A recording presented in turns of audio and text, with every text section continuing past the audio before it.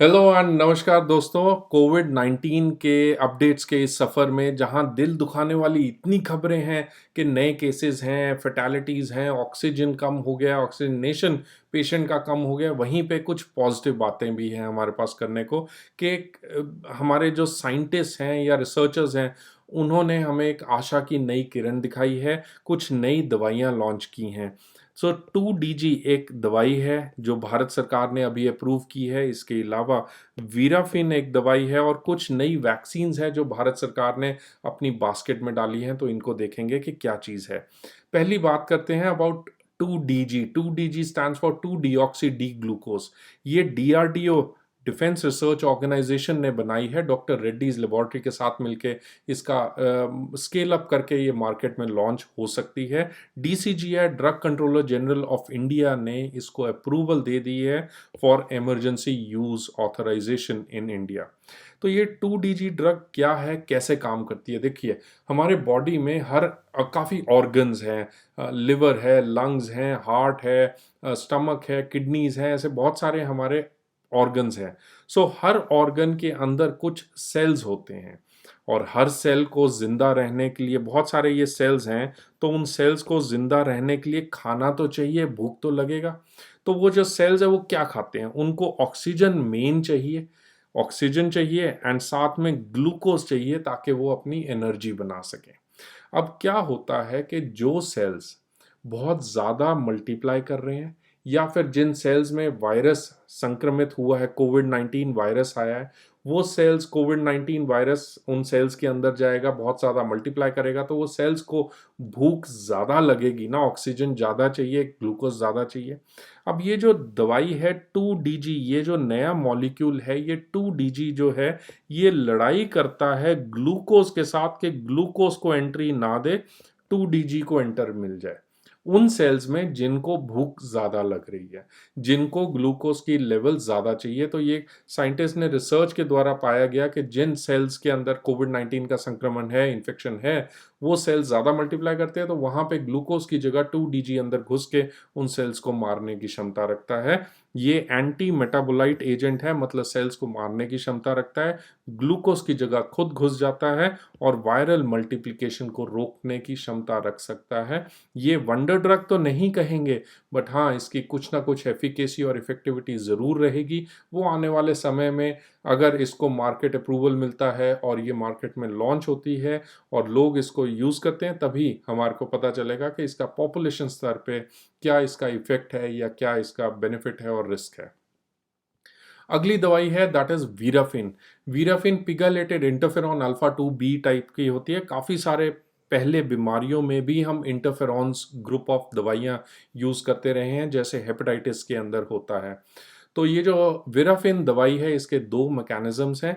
एक तो ये एंटीबॉडी प्रोडक्शन हमारी बॉडी में बढ़ा देती है, ज़्यादा एंटीबॉडीज़ प्रोड्यूस करने की क्षमता रखती है, प्लस जितने वायरसेस मल्टीप्लाई हो रहे हैं उनको भी मार सकती है। तो ये दोनों जगह से एक्ट करता है। ये भी दवाई कोई वंडर ड्रग नहीं है, बट येस, आने वाले समय में ये किस तरह से मार्केट में यूज़ होती है ये अभी पता चलेगा। नेक्स्ट हम बात करते हैं कुछ कोविड 19 की वैक्सीन्स बारे। वैक्सीन्स जो अभी आज के डेट में हम जानते हैं, कोविशील्ड और कोवैक्सीन जानते हैं। कोविशील्ड जो है ये वायरल वेक्टर वैक्सीन है, जबकि कोवैक्सीन जो है ये एक किल्ड वैक्सीन है। इसके अंदर लाइव वायरस को लेके उसको ख़त्म करके, किल करके उसके कुछ अंश हमने वैक्सीन में डाला, तो ये कोवैक्सीन है। कोविशील्ड जो है ये वायरल वेक्टर वैक्सीन होती है, वायरल वेक्टर वैक्सीन होती है। इसमें वायरस का हम एक पार्ट ले लेते हैं, उस पार्ट को हम एक वेक्टर के ऊपर, एक किसी ट्रांसपोर्ट के ऊपर, किसी स्कूटर के ऊपर बिठा के वैक्सीन के अंदर डाल के इंसान के अंदर भेजते हैं। तो कोविशील्ड, स्पुतनिक वी वैक्सीन, ये उस टाइप की वायरल वेक्टर वैक्सीन है। इसके अलावा कुछ नई वैक्सीन हैं। ये जो वैक्सीन है इसको बीबी, भारत बायोटेक नेजल वैक्सीन कहा जाता है। ये क्या चीज़ है? जो भारत बायोटेक की नेजल वैक्सीन है, ये भी एक वायरल वेक्टर वैक्सीन है और ये केवल नाक से दी जा सकती है। इसको अभी गवर्नमेंट ने अप्रूवल दे दिया है।